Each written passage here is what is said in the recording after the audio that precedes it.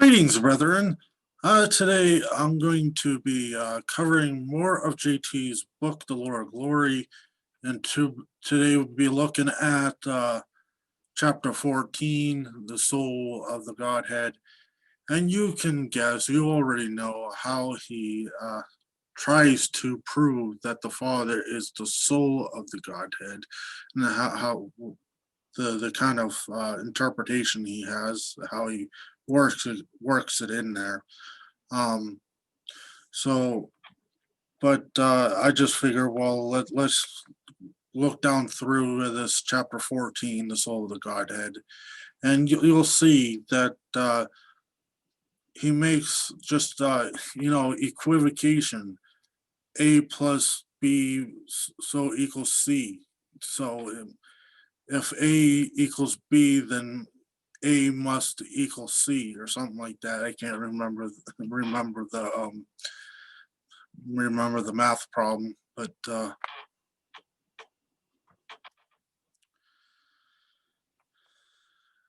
so he goes. This is the Mount Transfiguration. These scriptures when the Father says when the Father says out of heaven and the Holy Spirit descends like in a bodily shape like a dove, the Father says, "Thou art my Son, thou art my beloved Son, in thee I'm well pleased." So there's just all the scriptures in the the four Gospels,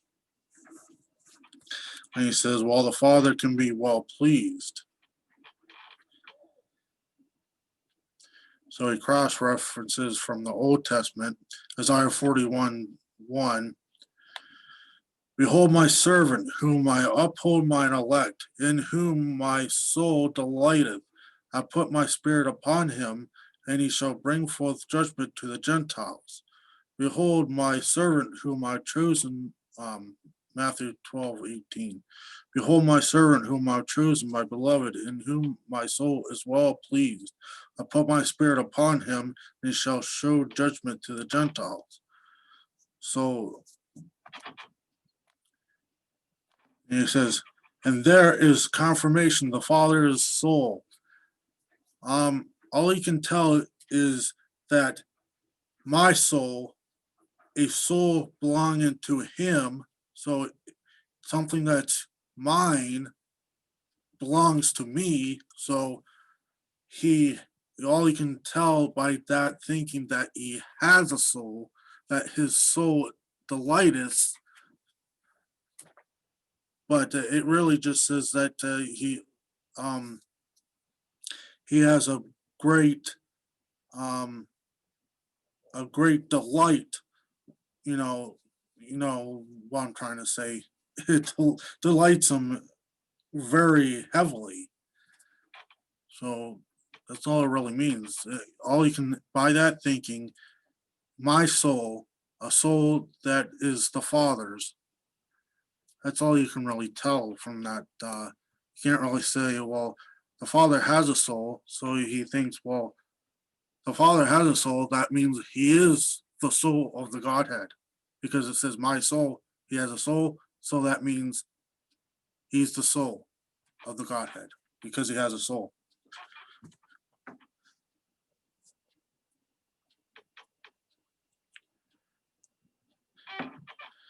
And there's the confirmation the Father is the soul. If Matthew 12:18 says the soul is well pleased, and the other parallel passages say the Father is well pleased, then it's easy to conclude that the Father is no doubt the soul.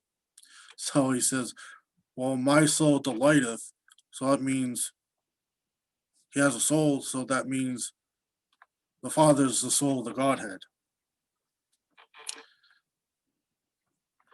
Another proof text that this can be found is John 12, verses 27-28. Now my soul is troubled, and what shall I say? Father, save me from this hour, but for this cause came I unto this hour. Father, glorify thy name. Then came there a voice from heaven saying, I have both glorified it and will glorify it again. Now, notice how Jesus says his soul is troubled, then proceeds make mention of the Father. If the Father's not the soul, then why would he make a statement like that? Isn't it evident that the Father must be the soul and Jesus' soul is the Father? No, all you can tell is Jesus' soul. I'm not saying that the soul is the Father. Does he go says, well, now my soul is troubled. I pray to you, O soul. Father, save me from this hour. No, he's deeply troubled. You only can say, well, like I said before, my soul, a soul that belongs to Jesus.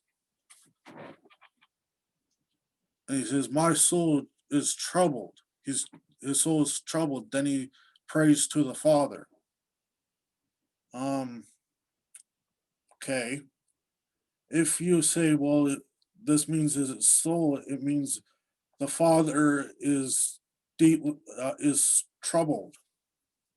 You wouldn't be saying, he wouldn't be praying to the Father if the Father is troubled. Doesn't even say the Father's troubled. It says Jesus says his soul is troubled. Just basically means that he's deeply troubled with, very heavily within himself. All fiber of his being is troubled.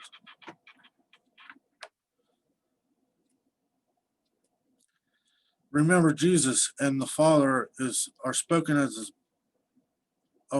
being the same person. So he quotes Job 13:7-8, Matthew 27 verse 24, 2 Corinthians chapter 2 verse 10, and Hebrews 1:4, Hebrews chapter 1 verses 1-4, which doesn't really prove nothing. It doesn't really prove anything. It just wherever the word person is mentioned. So we'll go to look at the scriptures real quick.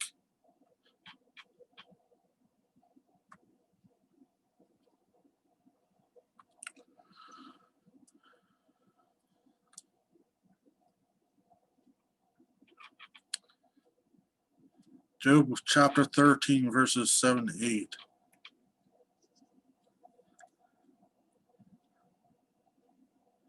Hear now my reasoning, and hearken to my pleadings to my lips. Will ye speak wickedly for God? Will ye speak wickedly for God and talk deceitfully for him? Will ye accept his person? Will you contend for God?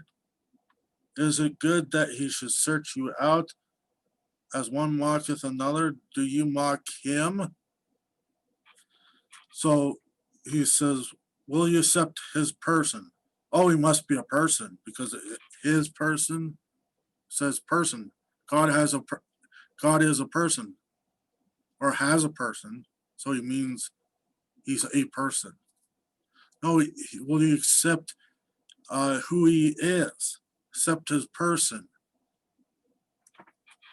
You accept him at the all the attributes, the multitude of the kind of, because you're praying that will you speak wickedly or will you mock him? He will surely reprove you if you do secretly accept persons. Shall not his excellent, okay, here we go. Shall not his excellency make you afraid and his dread fall upon you? So it's who he is, his person, his excellency, the kind of his excellency that you'll that his dread, that his awesomeness, that you will feel in awe. So that's what his person is, actually his majesty. accepting his person. Not saying that he is a person. Well, his person, yes, but I mean that that's not what it's saying. Can't conclude. Well, yeah, his person, yes, his excellency, his majesty, who he is. It's not saying he's one person right there. Well, yeah, it's his person singular, but his person, who he is. So you can't get that from that that passage. And this, quoting Matthew 27 verse 24, doesn't make no sense at all to demonstrate that God is one person, other than that Jesus is a human being in the flesh. That's all it really proves, that he is a person, a human person in the flesh. Matthew 27 verse 24, when Pilate saw that he could prevail nothing, but that rather atonement was made, he took water and washed his hand before the multitude, saying, I'm innocent of the blood of this just person. See ye to it. Yes, he's a person. He's a man. Oh, that means God is one person, because the Father is in the flesh, which is Jesus. Jesus is the skin. Well, of course, Jesus is a man. What does it prove? That he's one person or a person? Since he's God, God and man. That doesn't really prove that he's one person. Just proves that Jesus is a man. The false equivocation. Well, Jesus is a man, so that means God is one person, the Father. 2 Corinthians 2:10. To whom ye forgive anything, I forgive also. For if I forgive anything to whom I forgive it, for your sakes I forgive I it in the person of Christ. Yes, in the charge of Christ, in his name. Who he is, yeah. Whoever is speaking here, yeah, in the charge of Christ, in his name. Oh, he's a person? No,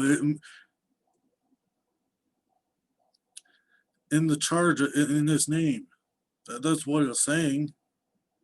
Just like the phrase, like, oh, I don't have it on my person.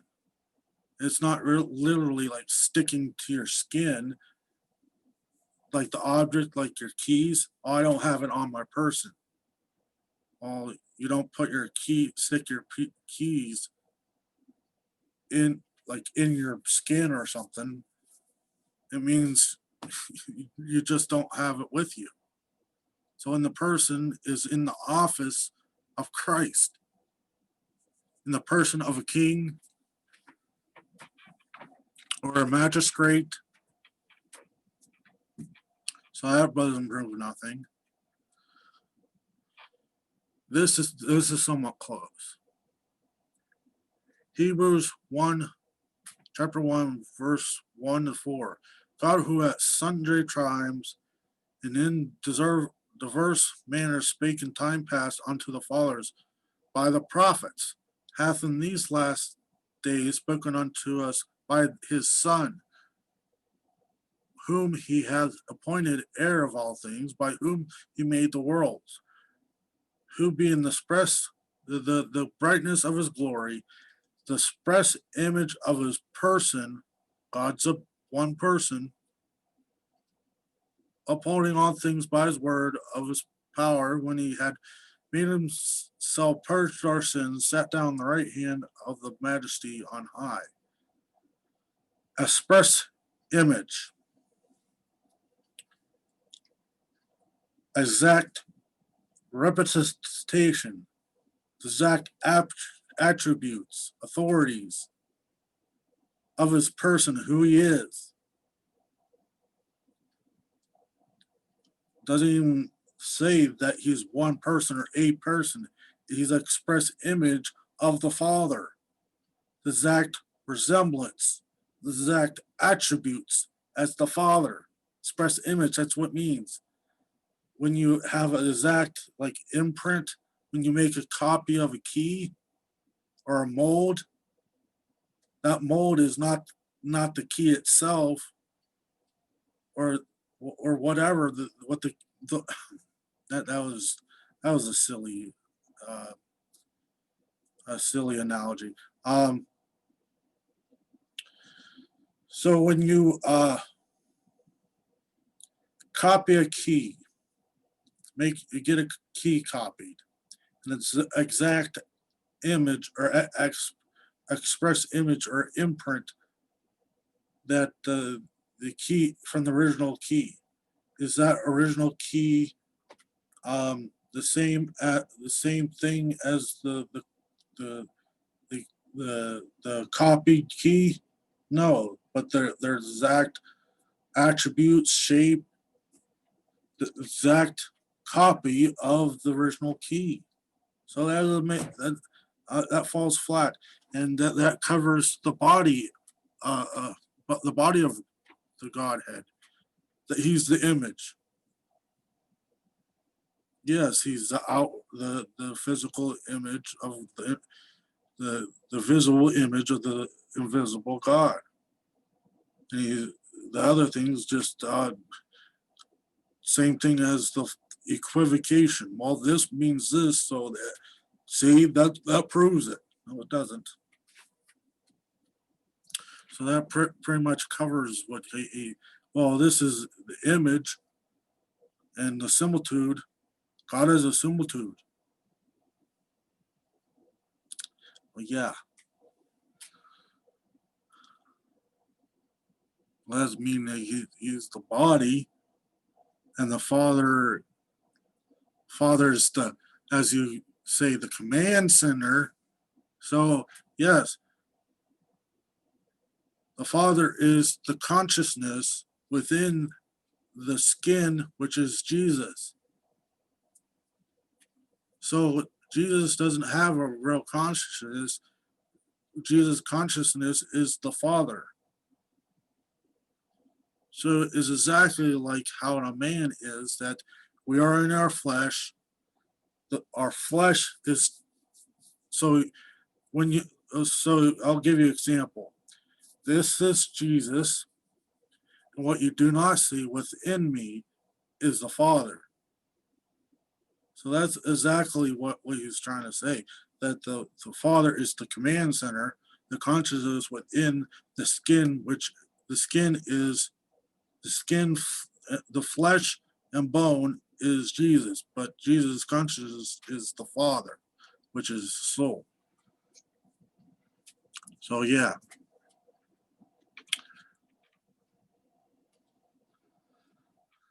See if I'm missing anything else I want to look at. Kind of went on a tangent. Let's go back to the book.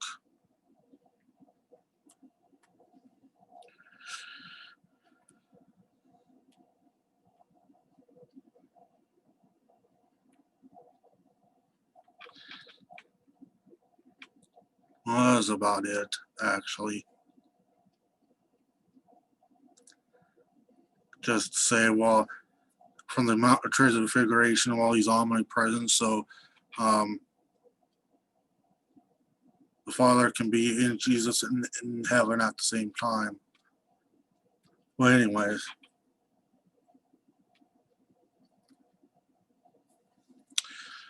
Well, I just want to show you the kind of equivocation he says that he makes, that well, well, my soul means the Father is the soul. No, it's just if you take that argument that all you can get derived from that the soul that belongs to the Father or the soul that belongs to Jesus. You only can prove that the Father has a soul, so a soul that belongs to the person. But really, all that means he deeply felt it, heavily felt, moved in himself. He deeply delighted or deeply troubled. But all you can really argue get from that he has a soul that belongs to him, the soul that belongs to the Father. He's trying to say, well, it says my soul. Oh, the Father's the soul. All you can derive from that the soul that belongs to the Father and the soul that belongs to the Son, to Jesus. When Jesus says, my soul is troubled, he says, oh, that means the Father's troubled because the Father is the soul. See, that proves that the Father is the soul and Jesus is the body. No. All you can derive from that is that doesn't prove that the Father is the soul. It just means that the soul that was troubled that belongs to Jesus, belongs to the Father. You can't really make that.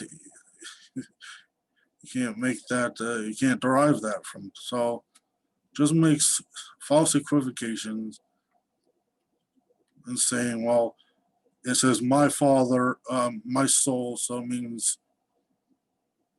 the Father is the soul. So it's just a false equivocation. So I know you could have guessed, and you don't really need me telling you how he derives that the Father is the soul, but I just wanted to show you, cover this, so you'll see it. All right. We'll see you next time. Hope this helps you. Thank you and take care.